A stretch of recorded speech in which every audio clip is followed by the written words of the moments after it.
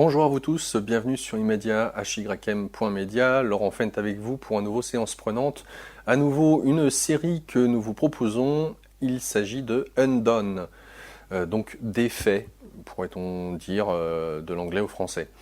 De quoi parle cette série qui est très récente, septembre 2019. Elle mentionne l'accident d'une jeune américaine d'origine mexicaine qui s'appelle Alma. Alors je crois savoir, et vous me confirmerez ou pas, que Alma en portugais ou espagnol, ça veut dire âme. Voilà pour la petite histoire. Donc Alma a un accident de voiture. Et cet accident de voiture va causer chez elle un rapport au temps ou à l'espace-temps totalement différent de la plupart des gens. Et elle va rentrer en communication dans le monde des esprits avec son père. Et l'objectif pour elle sera, encouragée par son père, de découvrir comment son père est mort, ou qui sont les coupables derrière ce qui, de prime abord, pourrait paraître comme un crime.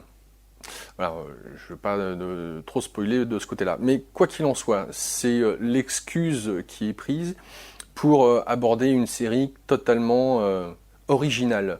Beaucoup de créativité dans cette série. Alors déjà d'une part, c'est le concept est très intéressant. Je vous explique. Donc ça doit être tourné au Nouveau-Mexique. Donc Alma a une sœur, a une mère qui est très présente, forcément, d'origine mexicaine. De surcroît, le papa est décédé. Et Alma est malentendante. Elle a un appareil auditif, car jusqu'à l'âge de 4-5 ans, elle était sourde, elle n'entendait on va dire quasiment rien. Donc voilà, ça fait que d'elle une rebelle. Et donc elle a cet accident et voilà. Pour ce qui est de la créativité, alors on est dans un monde totalement, j'allais dire, onirique. Pourquoi ? Parce qu'il y a beaucoup de références déjà. Alors ça pourrait être à Alice au Pays des Merveilles ou alors au Magicien d'Oz, par exemple, de Dorothée qui se promène comme ça dans cet univers. Voilà, les références sont là.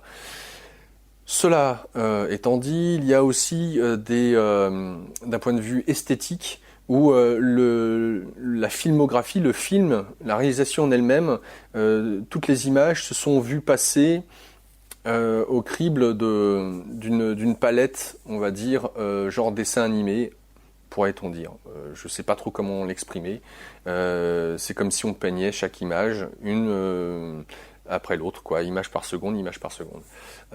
Donc cela donne un effet très visuel, très fort, très onirique, et qui renforce les thèmes qui sont abordés, parce que dedans, justement, de quoi on parle, et c'est ça qui est extraordinaire, donc de l'espace-temps, on parle du chamanisme, et notamment des recherches d'ordre scientifique, puisque le papa d'Alma était un scientifique, qui faisait des recherches justement sur l'espace-temps et à travers le chamanisme, puisque la famille étant originaire de peuples amérindiens mexicains, eh bien l'objectif était de se tourner vers le chamanisme pour essayer de comprendre quelle était la vision de l'espace-temps de ces chamans, de façon à pouvoir par la suite créer un protocole d'ordre scientifique, donc qui permettrait certaines choses. Et donc Alma se retrouve être dans cette quête.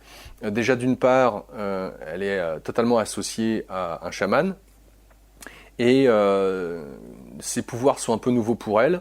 Elle n'est pas loin d'être schizophrène, en tout cas supposée comme telle de la part de sa mère qui s'inquiète beaucoup. Et ça fait écho à un article que j'avais eu l'occasion de lire qui mentionnait justement de la part d'un chaman qui visitait un hôpital psychiatrique que dans l'hôpital psychiatrique il y avait beaucoup de chamans qui étaient là, mais puisque ces derniers n'avaient pas eu reçu de tradition, de culture par rapport à ce qui est censé vivre un homme médecine ou un chaman, ils se retrouvaient dans un hôpital psy. Voilà, donc il y a bon nombre d'êtres humains qui sont loin d'être fous, mais qui ont accès à certaines dimensions ou niveaux de conscience. Donc c'est de ça dont parle la série. Je crois qu'il y a 10 épisodes, c'est assez court, je crois que c'est une vingtaine de minutes pour chaque épisode, mais c'est un vrai régal. Enfin en tout cas, aussi bien les sujets, thèmes abordés sont totalement chers à ce que peut aborder Immedia. Et les personnages sont très attachants, donc voilà. En espérant qu'il y aura une deuxième saison, jetez-vous sur cette série. Franchement, je pense pas que vous serez déçus. Voilà. À bientôt. Bon visionnage. Au revoir.